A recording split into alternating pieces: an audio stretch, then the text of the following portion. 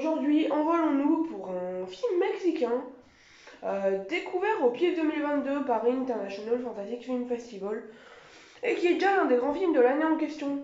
Réalisé par une certaine Michelle Garza Cervera, le film est dans une veine assez folk and body. J'avais utilisé ce terme dans ma critique de Men.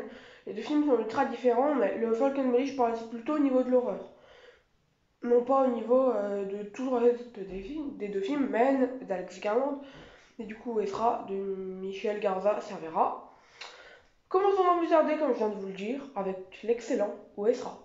Ouesra est porté déjà par une actrice merveilleuse, Natalia Solian, qui du coup joue Valeria, la protagoniste, qui elle a une angoisse filmique, mais pas possible en fait.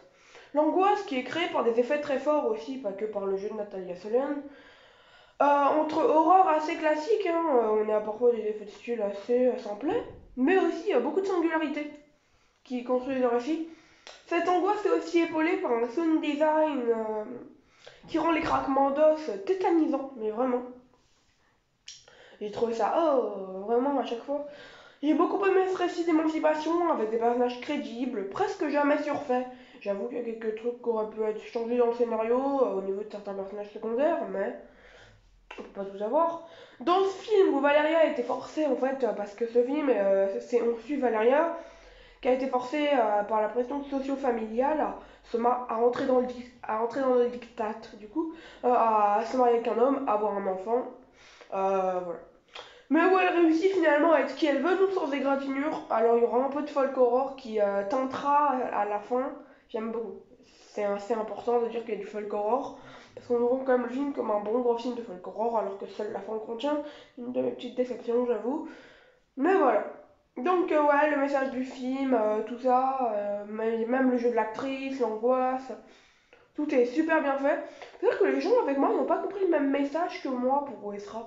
On n'a absolument pas compris le même message sur la Valeria qui veut sortir du diktat mexicano-religieux du coup.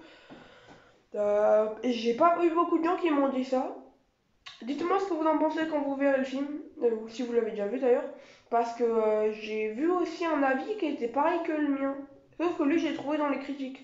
Non, je l'ai trouvé dans l'interview de la réalisatrice, figurez-vous. Ma signification du message. Je l'avais donné il y a 2 ou 3 semaines au pif. Et ben là, j'ai regardé l'interview de la réalisatrice hier, au cas où s'il y avait des choses intéressantes à dire pour ses prochains projets. Et là, j'entends quoi qu'elle parle justement du diktat mexicain. Voilà. Je vous propose de conclure. Ouesra est donc, sans aucune prétention, le meilleur film latino-américain de 2022. Tu comptes le Mexique, tu comptes quand même le Paraguay, non mais il faut noter le Paraguay avec Morgue, il faut aussi noter l'Uruguay avec Red Screening. Je crois que c'est vraiment les 3 pays qui ont apporté. Le Brésil, dans mes souvenirs, il n'y a pas eu de film extraordinaire cette année. Mais Ouesra, meilleur film latino-américain de l'année. Voilà. Ma plus grosse attente du coup au pied 2022 qui a su ne pas me décevoir. 18 sur 20 sur la note que je donne à Ouesra. Il est dans mon top 10 des films de l'année aussi. Je vais essayer de vous critiquer les films qui sont dans mon top 10. J'ai 2 top 10 internationaux et top 10 anglophones. Je vais m'expliquer vite fait. Vous pouvez quitter la vidéo, on parle plus d'Ouesra là. Top 10 internationaux, c'est par rapport au film hors anglophonie. Il y a le top 10 anglophone. Alors je vais vous expliquer pourquoi. Parce que j'ai une fâcheuse tendance à mettre en avant les films internationaux plus que les films anglophones. Et en plus, j'ai trouvé que les films internationaux étaient meilleurs que les films anglophones cette année. Donc du coup voilà. Mais en gros, en plus, j'ai cette fâcheuse tendance à plus les mettre en avant. Je me suis dit, bon, on va séparer les deux tops. Comme ça, il y aura un top anglophone. Déjà, rien que le top 20 du top anglophone, je le trouve assez nul. La fin du top, notamment le top 15, ça va encore. Mais je sais pas, je trouve que l'anglophonie a pas offert d'excellents films cette année. Mais bref, on en parlera dans un petit top 20, un petit flop 20, bref.